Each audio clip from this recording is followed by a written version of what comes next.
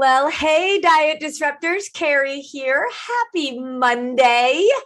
I am really excited to be here. We have a very different kind of an episode today. So if you are ready to meet Donna, who has a story you are going to want to hear. If you are ready to meet Donna, I want you to put in the comments, "Hi, Donna." So everybody do that right now. You know, I am on a bunch of streaming live on a bunch of different platforms right now. So it's hard for me to see everybody's comments, but I want you to say hi to Donna because then she's going to be able to see it later. And, you know, it's a little bit nerve wracking to come on and share your story with thousands of people. But Donna, hi, welcome. I'm so happy to have you here. Thank you so much for having me, Carrie. It's a pleasure. You are amazing. You have an incredible story to tell, and I cannot wait for you to share it. Put in the comments, share if you are ready to hear Donna's story. It is one that is inspiring, and not only is it to me something that like literally I love to listen to every single day. It's not because of even where you are now. It's because of the journey that you have gone through and how many women just like you today are where you were maybe 10 months ago? Yeah. Yeah. Yes. So let's go back to that, right? Your story goes on and on and on. Let's just bring people to where were you when you met us? What was going on with you? Tell us your background, tell us your story, tell us your history, because it's powerful and totally relatable. Yeah.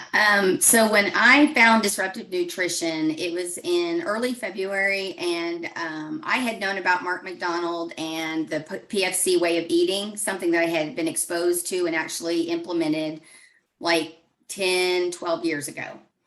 Let me just pause you for 1 second so people know. Mark McDonald is the person who more than 20 years ago developed the base of the approach that we teach we call it PFC every 3, but the idea of fueling your body with the right nutrients and the right portions and the right frequency. And Donna saying that she knew about Mark McDonald and knew his way of teaching and actually had done it before is a big part of this story. Right. Keep going. I won't disclose too much, but there's a big part of this. Yes, it is. And it was something that I had implemented in my life and had great success with. But as life played out, I began to understand and see in my own self that I was a huge emotional eater. So over time, emotional eating just put all that weight back on. And so then fast forward to roughly 10, 12 months ago, prior to finding that podcast, I work in healthcare, and it was when all the criterias for the pandemic, all the PPE stuff was coming into our offices. And I was so stressed out, and I deal with a lot of situational anxiety, and I would eat food to make that go away, which in hindsight now, it really didn't make it go away, but that's another story. If anybody out there can relate to that with that emotional eating, I want you to type in the number 1, because remember, she's in healthcare. She didn't get that time off. She wasn't able to work from home. So now the emotions that were already a struggle now get completely exasperated. Correct. Mm-hmm. Yeah.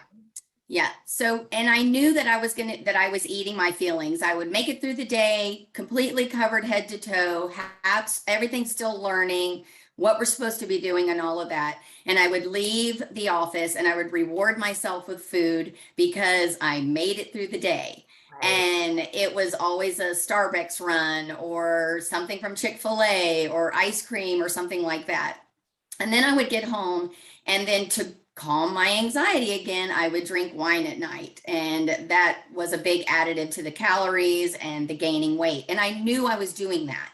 I knew in the back of my mind that I was feeding my emotions, but as a result of it, I was going to be putting more weight on. And so that's then interesting, right? What you knew it. You were self-aware, and still, how many people, let's be honest, know it? Well, and I would say most people don't know what they need to do, right? But you were the exception in the fact that because you had worked through PFC every 3 years ago and it worked. So technically you knew what to do and you still weren't doing it. Right. That's exactly right. Mhm. And so I went seeking out help. So my first sign up program was with a registered dietitian. And after like 6 weeks of that, I realized this is not working. This is not addressing everything that needs to be addressed here. What was missing? Like, how did you know that? What was happening? You hire somebody, I did. right? Like you put in good money, and a few Yeah. weeks in, you were like, this isn't working. What were the flags that you knew that? Well, because I knew that my behavior, what I was doing, the behavior piece of it was really not being addressed. We were talking about, clean eating per se and looking at the ingredients of our food and spacing out food and everything, but it still wasn't protein, fat, and carb that I had experienced years ago.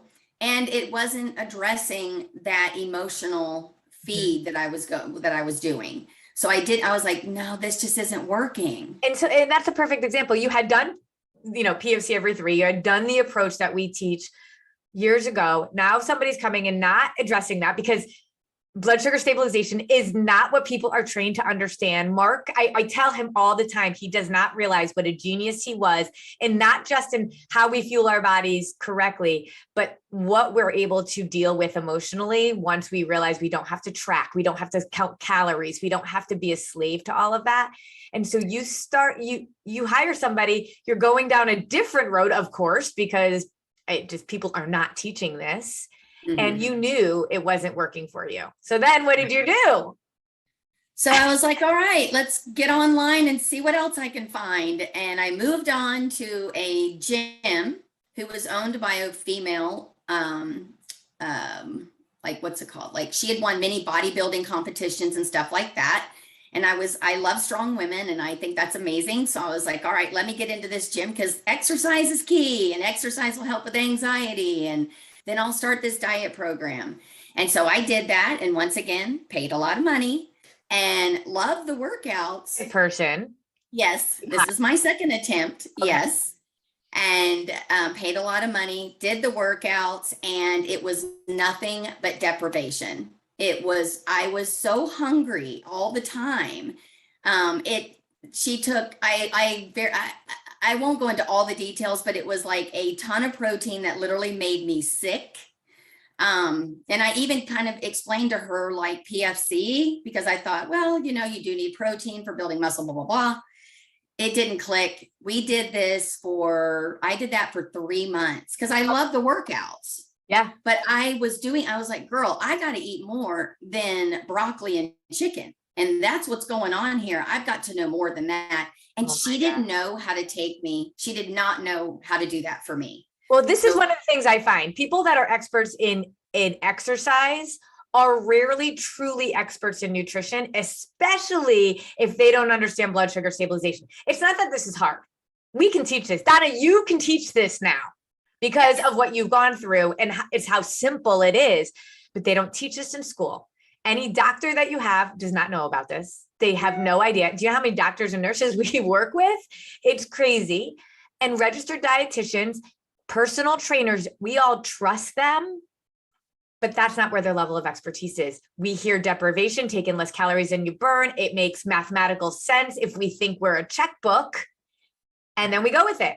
And you knew right off the bat that deprivation wasn't working for you. When we are hungry all the time, that is a clear sign that our blood sugar is low and that our metabolism is going to slow down. And if eventually you stop getting hungry, that is not a good thing. That is just your body. It just stops yelling at you, and it starts to try to go and balance its blood sugar on its own by pulling nutrients from your muscles, which is even worse. Right. So that's what you did for the second time. Second time. So in the meantime, were you feeling any more energy? Were your clothes fitting better? No results whatsoever. Okay. Not noticing any results whatsoever. I was proud of myself for going to the gym. It was great leaving all sweaty. Yeah. But nothing was changing. Okay. And I was hungry. And you were hungry. So after that, I'm back on the train of trying to find that diet. And of course, in between that, I'm still doing my anxiety eating, my emotional eating, my drinking at night. And I was waking up in the middle of the night, and immediately I would wake up in the middle of the night and I'd be awake for like an hour. And I would lay there and take an inventory of all the food that I had eaten that day and say to myself, you wouldn't be in this mess if you would not eat or drink everything you ate or drank today. So the guilt at 2:30, 3:30 in the morning was killing me, but also was interrupting. You're yelling at yourself, right? Yes, You're like, I'm berating myself. Yes, If yes. anybody can relate to that, I want you to put a 2 in the comments. That story of waking up and being so regretful and guilty and just feeling completely disempowered and mad at yourself. If people can feel that and know, like, yes, that is me, that is my story, put a 2 in the comments, because that helps us know where you're at. Yeah. All right. So then I went on to the third one, and I did a online over the phone nutritionist consult, and she sent me a diet of 1,200 calories a day. And so you're back to being a checkbook. Yes.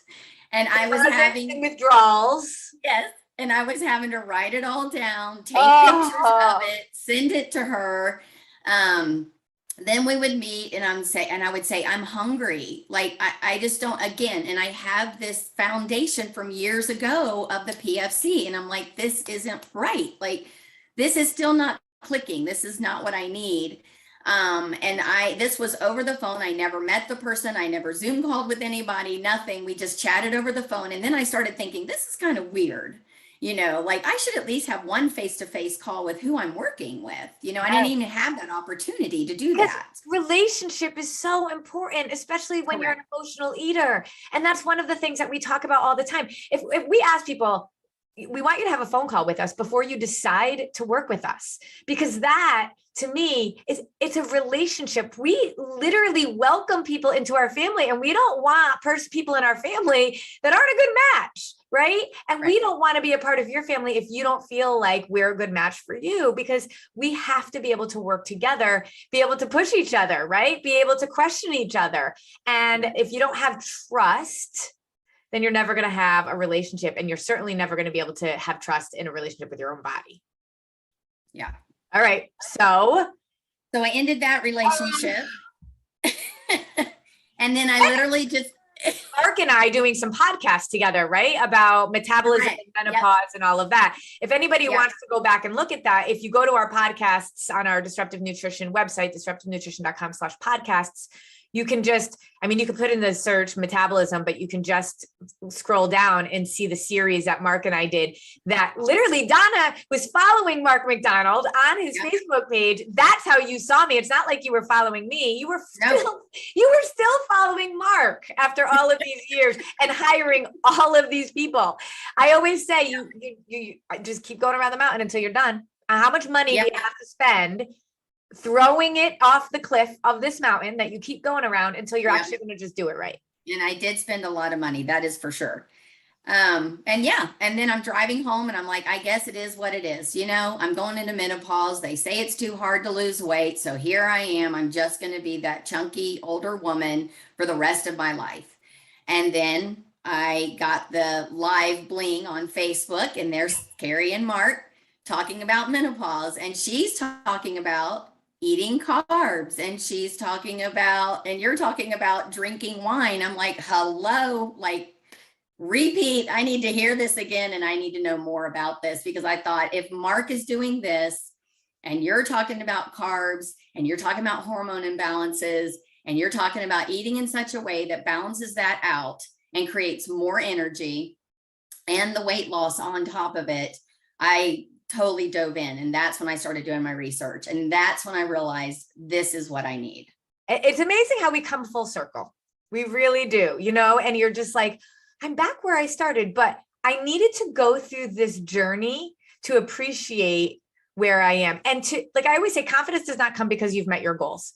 And I will say you have rocked it, but when you first started, you weren't where you are now, but you had a confidence. I remember from the minute you started, because you knew what you were doing was right, but you had to go through all that other garbage, I think, for you to really appreciate what you had in front of you. Would you agree? Yeah, I would agree. And I will have to say, like, when I think about that interrupted sleep and the guilt, that all of that self-talk that I put myself through, it's actually heartbreaking to me that I did that to myself. Because what I've learned now is there's no guilt around food. I don't berate myself about anything that I eat, anything that I drink. It's so freeing because the last 10 months of all that I've learned, and it's heartbreaking to know that there are women my age out there that are living in that guilt. I know it.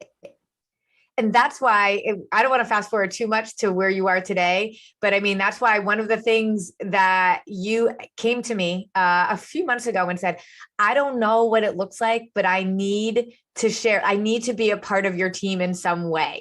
And Donna works full time, right? Like she's literally, if you've joined our Diet Disruptor Squad Facebook group, she's the one that's welcoming you in. She's the one that's chatting with you. She's the one that wants to take your hand and with all the emotion and passion in the world say, there is a better way. And so I love that Donna has just volunteered to say, use me in a way that I can share my story with others. So I thank you for that, Donna. Say thank you to Donna because this woman couldn't be busier. And I love, before we actually came on today, Donna said, 4:30, 5 o'clock, I have a date. I leave by work because I have a date with myself at the gym. And everybody knows it. Like she prioritizes herself. And so the fact that she also wants to just share with women is just really, really incredible. So let's keep going through this. Now, one of the things that you mentioned was it's not just that you learned a new way of eating and therefore you don't have guilt. We actually, and I think this is where Mark and I work so well together because I am a woman who had an eating disorder, who struggled with her weight, who could not figure it out for so long. And I'm a behavior specialist, right? I was a behavior specialist for more than 20 years and a mindset coach to educators. And so when I started putting that stuff into the concepts of how we fuel our body and how we eat, that's when Mark and I kind of work together and he's like, yeah, you get it in a different way. Right. And so I can dig into mindsets, which is a big part of what you had been saying was missing for so long. So talk a little bit about that. How did you get your mindsets to a place where you feel so much better about yourself and your emotions and your guilt and all of that? When I started with the 4 weeks to wellness, there's segments of what I would call homework every night, like 10 to 15 minutes, and you're learning.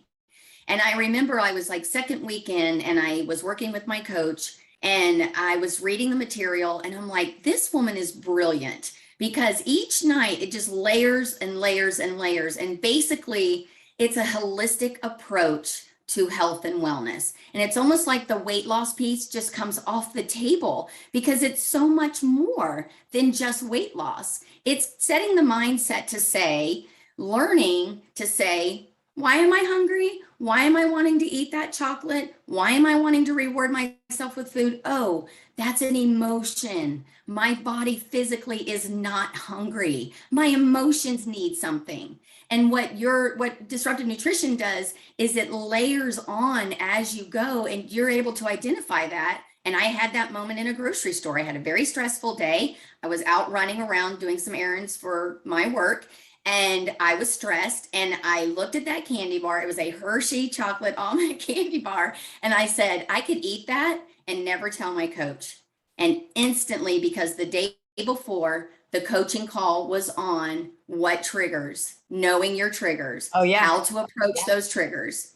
And I instantly was able to put that into play. You're not hungry, Donna. You're not physically hungry. That's an emotional hunger. So we're going to do something different. And I had already been given the tools the day before, literally went back and was recalling the steps and the discussions in that video and applied those. Felt so empowered because so empowered. Yeah, and then so you're not waking up feeling guilty, right? That it goes from empowered mindsets to empowered mindsets, which is so important. But a couple of things there that you really made me think about. One is that I love this layered approach that that's what an educator knows how to do, or an educator that knows curriculum and knows how people learn. And so I think that's one thing that makes us uniquely different. I'm not just a nutrition coach, right? I actually was an educator, special educator for so many years. So I have that in there, but here's the big thing. Before that, you never, tell me if I'm wrong, you knew it wasn't a physical craving because you knew this is where confidence comes in. You knew you were fueling your body correctly and your blood sugar was balanced. Therefore, there was no physical craving there. You knew it had to be emotional. Before that, it might have felt like an emotional craving, but what was layered in there, which was sneakily in your brain and your body, was the fact that your blood sugar had not been balanced. So you were having a physical craving.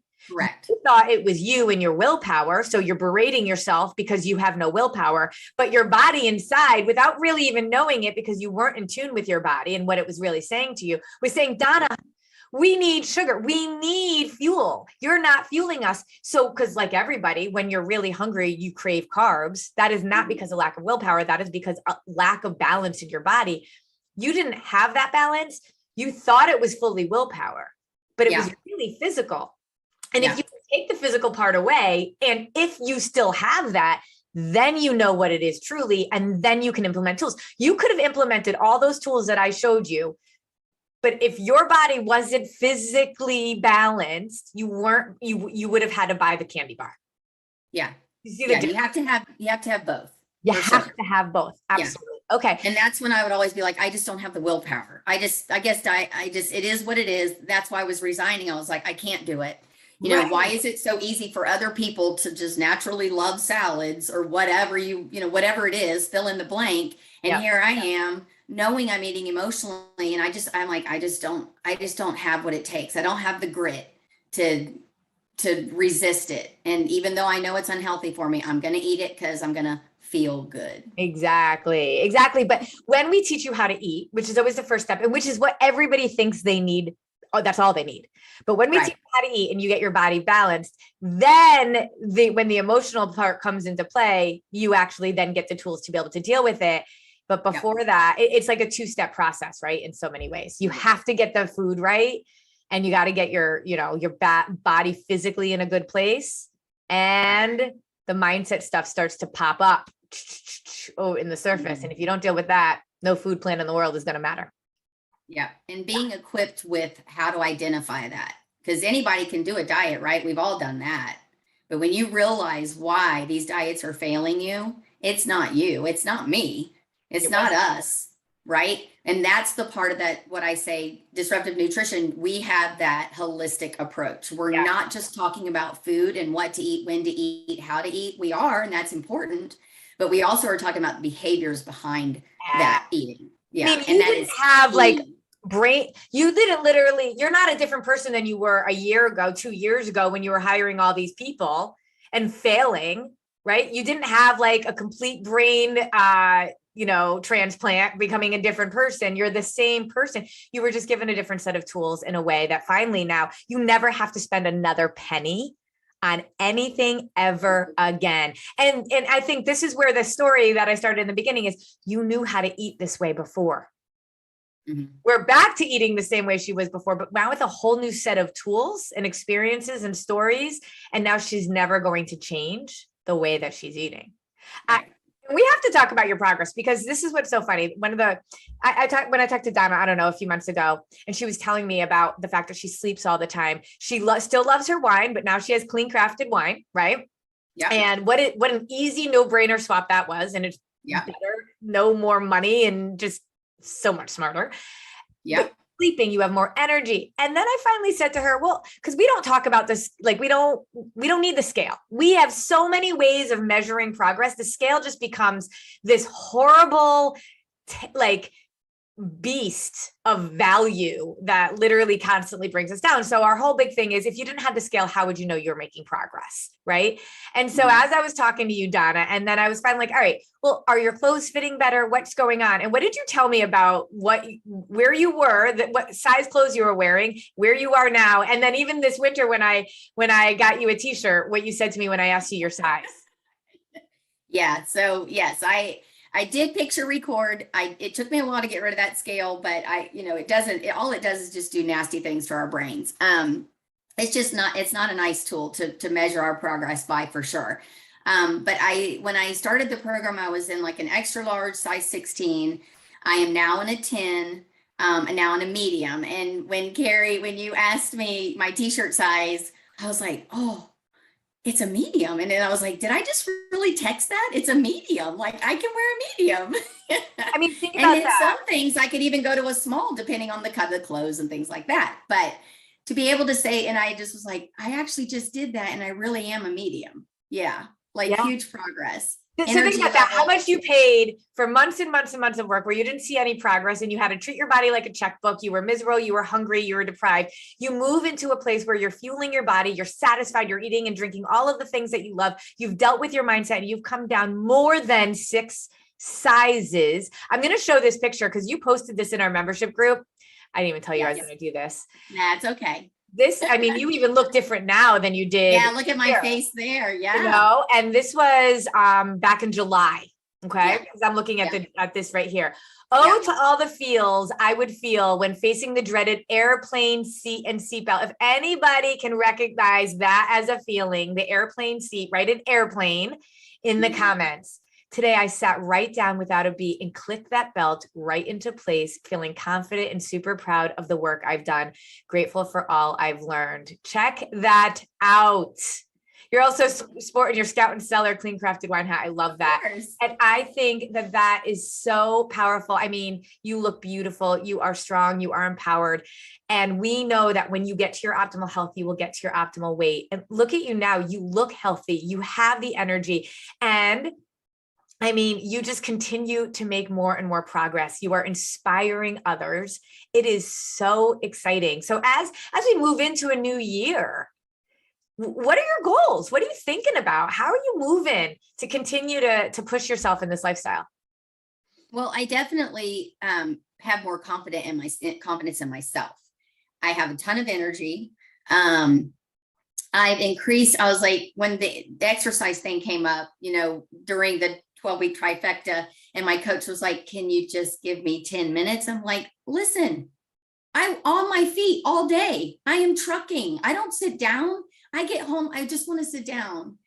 Why? Because I didn't have the energy. But as I begin to change my food, change my mindset, the energy starts coming. And I would get out of work and I said, okay, I'll work out 2 days a week, or I'll go take a walk 2 days a week, whatever. I am now strength training 3 to 4 days a week. Love every minute of it. Not every day do I want to do it, but I know I still have that anxiety, right? That we talked about at the beginning. Yep. I still deal with anxiety. It is crippling sometimes, but I also know I am not going to fix it with food. So that's not an option, but I'm going to fix it with being in the gym and working out. And that's only going to make me stronger. And it's going to help calm that anxiety that sometimes is just like, no, I can't. And I'm like, yeah, actually you can. Put your headphones in and let's get in there and get the work done. I love it. So the energy and the strength has been amazing. And if you ever feel like you don't have it, who do you turn to? Like, where's your community? To me, that is so important. So you have to have people in your corner fighting for you, pushing you. Who are those people? Yeah. So, I mean, obviously, Carrie, I, see you because of working with disruptive nutrition. So you're always inspiring. My coach that I worked with, she and I have actually just become friends, and we will text and Zoom call and, schedule some time together. Just kind of, now we call it just girlfriend time. My husband's a huge supporter of mine. But let's go to your husband for a second. He watched you spend money and do one after another, another. And what I love about this is I often say, okay, do you have it in you for one more time? The last first date you'll ever have to go on. But a lot of times husbands are skeptical. Your husband had to be skeptical when you were deciding to work with disruptive nutrition. Well, I kind of hid it from him because I had spent so much money and I was kind of embarrassed. I was embarrassed in 2 ways. I had spent so much money and I had failed at dieting, and it was embarrassing because in my mind, I thought he was thinking, okay, here we go again, another diet program. But what I was encouraged to do by my coach was, hey, let him read the material, because I made the decision without him because I was embarrassed to talk to him again about yet another program that I was going to spend money on. I had him read the material. We sat down and I told him just straight out, I said, I'm being super vulnerable right now. This is why you don't know about this, but I've been doing this for a week and a half now. He read through it. He said, this is what you did years ago, Donna. and it worked beautifully. And I was like, yes, but this time it's different. It is. Because it's longer. It's with a coach. It's learning the mindset, the behaviors behind the eating and all of that. Yeah. And the physicality of it, learning about nutrition, what's good for our bodies. Here's the biggest reward. And I don't think I've even told you this, Carrie. Our anniversary was Thanksgiving. We took a trip to Portland. We went hiking.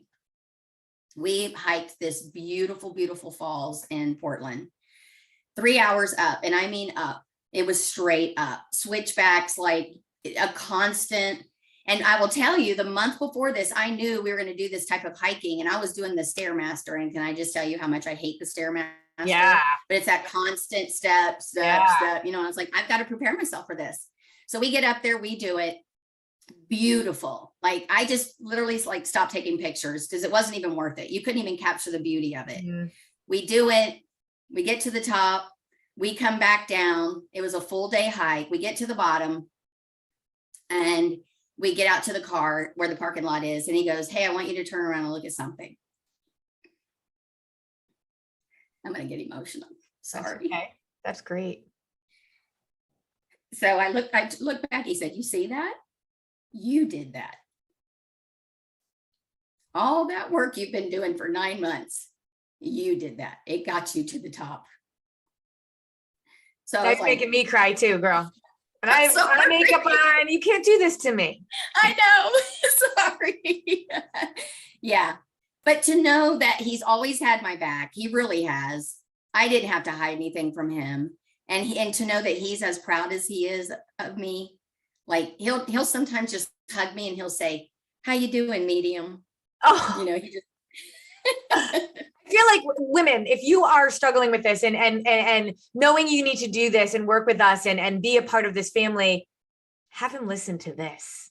Show him this video. I mean, to me, there's no better way to be able to gain trust than to start to get to know and build relationships with people. And that's all we are.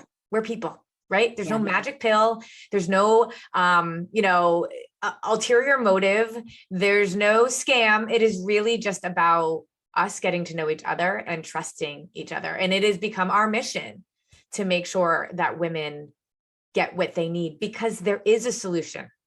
There is an answer. Donna, you hiked up that mountain. I did. You wouldn't have been able to do that at the beginning of 2021. No way. Mm-mm.